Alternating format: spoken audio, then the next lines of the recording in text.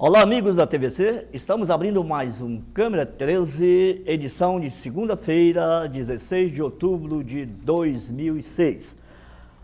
No programa de hoje, estaremos no primeiro bloco comentando as notícias em destaque dos principais jornais e revistas em circulação. No segundo bloco, nosso tema será mídia alternativa e os problemas do bairro do Sion. Nosso convidado para falar a respeito é o jornalista Olímpio Coutinho, já aqui presente em nossos estúdios. Fiquem conosco.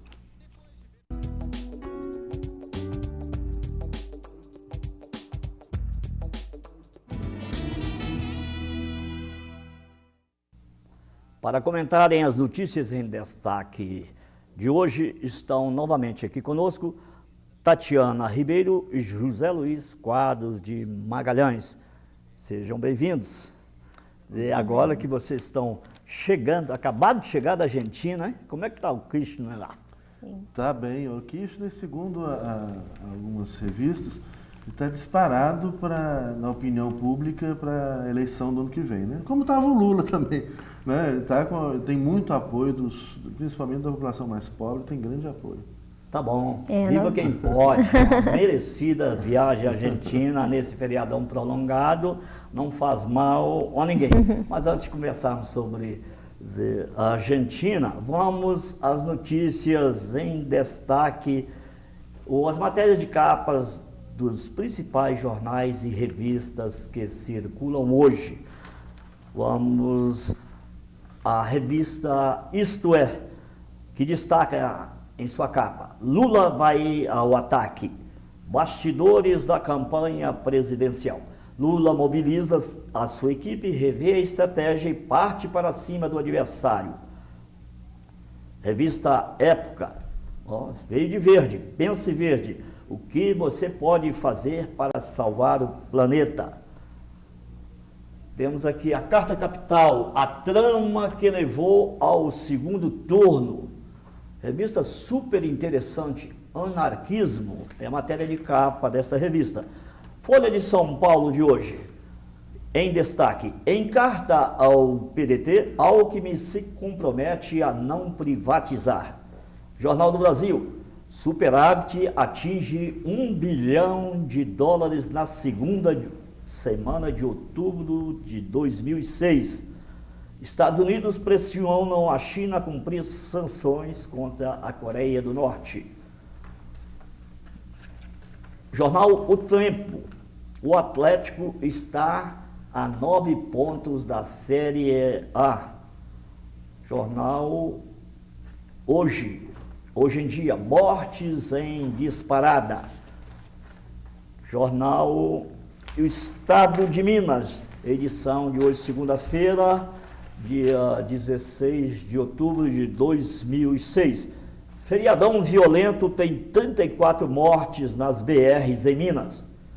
Em destaque: a era Collor está de volta. E a respeito da campanha, destaque o Estado de Minas. Alckmin e Lula de olho nos votos de Cristóvão Buarque. Professores Tatiana Ribeiro e José Luiz Quadros de Magalhães, o que destacam para os primeiros comentários. Você, Tatiana.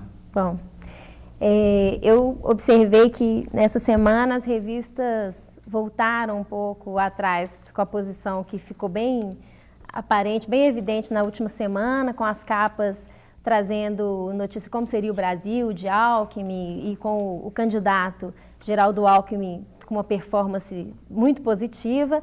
Eu observei que isso gerou uma certa reação, inclusive dos leitores, nas cartas, né, enviadas às revistas pelos leitores. Pude observar, especialmente na Isto É, que acho que uns 10 comentários, apenas um era favorável à matéria e os outros criticando a Isto É por ter trazido na capa um dos candidatos e pedindo, e a outra versão, né? A gente quer saber os dois lados da moeda. E talvez até por isso a revista Isto É tenha trazido essa matéria, Lula vai ao ataque, onde apresenta quais serão as estratégias do partido do presidente da República contra os ataques feitos né, pelo candidato Geraldo Alckmin. E eu destaquei aqui como os principais pontos que o PT agora vai investir em 4 questões contra o candidato Geraldo Alckmin. Acho que isso vai orientar a campanha daqui para frente. Uma questão é o fato de o candidato Geraldo Alckmin não ter aderido ao Projeto Nacional de Gestão Integrada de Segurança Pública, que deu certo no Espírito Santo, no Rio de Janeiro, e poderia ter dado certo em São Paulo. Uma outra questão, a participação do candidato Geraldo Alckmin na Constituinte de 88, né, onde eles apuraram pelos relatórios que o tucano votou contra a jornada de trabalho de 40 horas, como diz na revista, contra a proteção do trabalhador com mais de 45 anos de empresa e contra a licença paternidade. É o segundo ponto. Né, uma outra questão que será também condutora é a questão da venda dos aviões anunciadas pelo Geraldo Alckmin no debate presidencial. E a revista traz um dado de que, na verdade, não foi ele que vendeu o avião, quem vendeu o avião em São Paulo, mas foi seu sucessor, Cláudio Lembo. Ou seja, que essa informação não foi verdadeira por parte do candidato. E uma última questão, que vai reforçar também o contra-ataque do PT ao PSDB, é que a declaração feita pelo assessor econômico, né, do candidato Geraldo Alckmin, de que a redução dos gastos do governo seria tão grande e, pela análise de outros economistas, seria impossível fazer essa redução sem uma recessão no país. Acho que esses serão os pontos que irão conduzir daqui para frente a campanha do PT. Tatiana, eu me esqueci, vou me penitenciar agora, de destacar uma matéria de capa de um jornal que se faz presente aqui no nosso bairro e aqui hoje em nosso programa, que é o jornal Sion. O jornal Sion é um jornal mensal, feito aqui no bairro de Sion, pelo jornalista que será o nosso convidado no segundo bloco. Sua principal manchete é: trânsito no Sion exige um estudo global. Nós vamos conversar com o Olímpio Coutinho a respeito disso no próximo bloco. Vocês estiveram na Argentina, chegaram hoje, não é isso? Chegamos 3 horas da manhã. Chega 3 horas da manhã, você já deu aula? Já dei e já aula está aqui no Câmara 13, às 14 horas desta segunda-feira. Não houve muita novidade na campanha durante esse longo feriadão, né, que vocês estiveram ausentes aqui do Brasil. A campanha eleitoral, tanto do Alckmin quanto a do Lula, tiveram sempre o mesmo diapasão. O PT agora com uma estratégia que está dando resultado, e por isso o PSDB está chiando, está lembrando das privatizações feitas durante o governo Fernando Henrique e pelo próprio Alckmin, o Alckmin negando, insistindo que ele não vai privatizar nada se for eleito, e também batendo na mesma tecla. Fazem hoje 29 dias que o governo Lula não respondeu onde está o dinheiro. Fazem hoje 30 dias. Então, a campanha eleitoral, durante essa semana, ficou só nisso. Então, não temos novidade depois das primeiras pesquisas, após o debate da Band, né? Agora, já que vocês começaram, a Tatiana já começou a falar sobre as revistas, isso aqui realmente me causa indignação. A gente dá vontade até de não destacar matéria nenhuma de capa da revista Veja. Nós, como somos democratas, porque ela continua insistindo, todo mundo tem o direito de ser o candidato, ter o seu partido, ter a sua linha, mas uma revista, um órgão desse, né, responsável pela informação, não pode ser tão sectária, ao ponto, um dia a capa é de um candidato, no outro, limpeza de alto risco, dossiê Goethe, nem... Não, e é grosseiro. Isso já caiu, isso não está dando resultado. A revista mente, ela é grosseira. Se pegar, por exemplo, uma reportagem, a época dessa semana, vou mostrar aqui, a época da semana está muito interessante, né? E está bem equilibrada a reportagem. Traz aí o que o Alckmin fez, deixou de fazer, o que o Lula fez, deixou de fazer, numa abordagem interessante, bem feita até e bastante equilibrada. E tem uma reportagem interessante que dá para comparar com o estilo Veja, que é a reportagem sobre o Aerolula. O apelidado de Aerolula, na verdade, é o avião Santos Dumont, o FAB 001. E na reportagem da revista Época, né, a reportagem fala o seguinte, que vários países do mundo, né, de primeiro países ricos ou não ricos, têm aviões presidenciais. Né? Isso começou nos Estados Unidos, mas hoje a França tem, né, a Argentina tem, o Chile tem, o Brasil tem, desde Getúlio Vargas. E a revista tem aqui, ó, Getúlio foi o primeiro, 1941.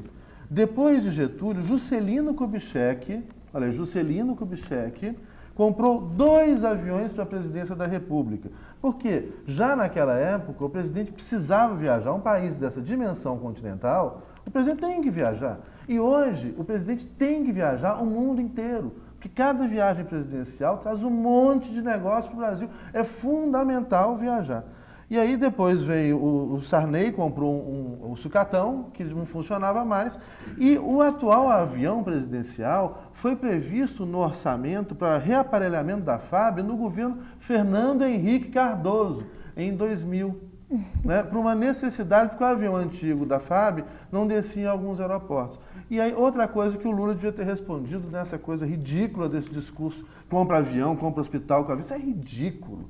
Né? Falando aqui, olha, o que o governo gasta por hora de voo com avião alugado era de $12.000 a hora alugada.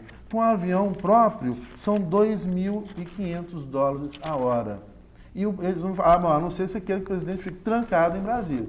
Não é assim que se governa em nenhum lugar do mundo. Aí vem a Veja e traz a reportagem sobre a Aerolula. De novo, aqui, o Aerolula vale mesmo 5 hospitais. A Veja fez as contas, 5 hospitais? né? Agora, só que ele não viaja mais. Sim, mas o sem presidente não viaja governantes, mais. sem presidentes, sem um governo estável, sem governador e tal, não se constrói hospital nenhum.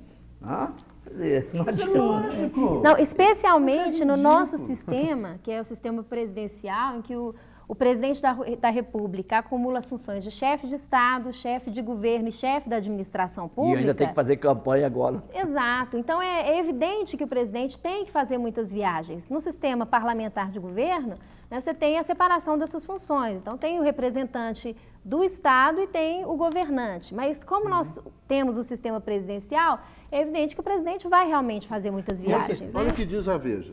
Lula é pobre, mas enjoado. E aí põe aqui, a Inglaterra... Enjoado. Essa aí também ele já pegou. A Inglaterra é rica pesado. e não tem avião. Tá, a Inglaterra não tem avião. Vai ver quantos aviões a rainha da Inglaterra, que é chefe de Estado, tem. Né? Além de manter todo o aparato mantido pelo Estado inglês. O Canadá, a chefe de Estado do Canadá também é a rainha Elizabeth. Né? O primeiro-ministro do Canadá não tem avião. Anda E o que se cavalo. gasta para as viagens? Não, o problema é a distorção da notícia. Doutora Edivaldo, né? eu queria até Isso- sugerir não comentar mais Não, isso aqui. é o viu? sectarismo, Não vou comentar realmente, mais o esse negócio. sectarismo da revista. Isso aí revista que. Veja Porque posso concordar com a opinião de vocês a respeito de Lula e tal, mas eu respeito o debate desse teor promovido pela oposição, por um candidato à presidência da República, porque eles têm que se valer de todos os argumentos que considerarem tá válidos, desde que comentando desde que projeto, ilícito, né? Então, pode criticar, o presidente não devia ter avião, pode falar avião, o presidente tem que andar a pé, ou em lombo de um jegue, porque ele era pobre, tal, agora é enjoado, tem que andar de avião. Mas é o Brasil que está viajando de avião. O sucatão, quantas panes, quem mais tem coragem de viajar naquele sucatão?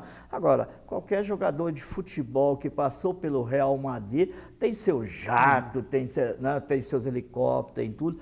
Um presidente de um estado vai, ainda mais agora, que está sumindo avião, está caindo avião, adoidado aí, está um horror. Realmente está muito mais perigoso andar de avião nesses últimos meses do que de ônibus, do que de carro. E é mais né? caro alugar, o problema presidente da República, não. É econômico ter avião próprio. É o que Ok. mostra aqui a... Mas vocês a trouxeram as revistas aí da Argentina, Sim. vamos conhecer também, ó. Olha aqui, por favor, você que trouxe, você que mostra. Tá? Essa revista Caras e Caretas. É uma revista antiga, tem mais de 40 anos. Hoje é uma publicação que se identifica com o pensamento de esquerda, vamos dizer, um centro-esquerda, esquerda. Moderado. E uma revista que parece uma revista mais pró-Kirchner. né? Caras, eu estou balançando muito aqui a revista, Caras e Caretas. É interessante... A manchete dele, História da Inseguridade em La Argentina. Isso, e tem um texto aqui do Eduardo Galeano, que é um grande escritor uruguaio, vários livros publicados, né? Merece ser lido, vários livros publicados no Brasil, inclusive em português. O Eduardo Galeano é sensacional. E ele falando aqui da questão, hoje vai ser debatido a questão de segurança, né, a questão de segurança na Argentina, como se criou, né, essa lógica da insegurança, de dar medo em todo mundo, da forma como foi colocado. E aqui, então, faz uma análise da história da insegurança na Argentina, né, e a conexão com o neoliberalismo. Como que o neoliberalismo, durante o governo Menem, aqueles 10 anos de Menem que quase acabaram, quase que fecharam literalmente a Argentina, aquele governo neoliberal que privatizou a Argentina, destruiu a economia argentina, as empresas argentinas, né, jogou o povo na miséria e com isso a desigualdade e uma criminalidade altíssima. Né? E o que a gente pôde ver claramente na Argentina é um país em franca recuperação, com um crescimento econômico de 8% a 9% ao mês, né? Onde a gente percebe muito um grau de justiça Falar em Menem, social retornando aí. Falar em Menem, um amigo dele está aqui em destaque no estado de Minas. A Era Collor está de volta, mas vamos comentar isso depois, porque a Tatiana quer falar. E eu gostaria também que você exibisse essa revista e falasse a respeito dela. Bom, eu me lembrei que na Argentina, em Buenos Aires, né, nós tivemos a oportunidade de pegar um momento em que eles estão no impasse político em relação ao Hospital Francês. E havia uma manifestação Hospital popular. Francês? Isso. Como assim? Se chama Hospital Francês. Ah. Né? E nós pegamos, durante esses dias que estivemos lá, uma manifestação popular pela estatização do hospital.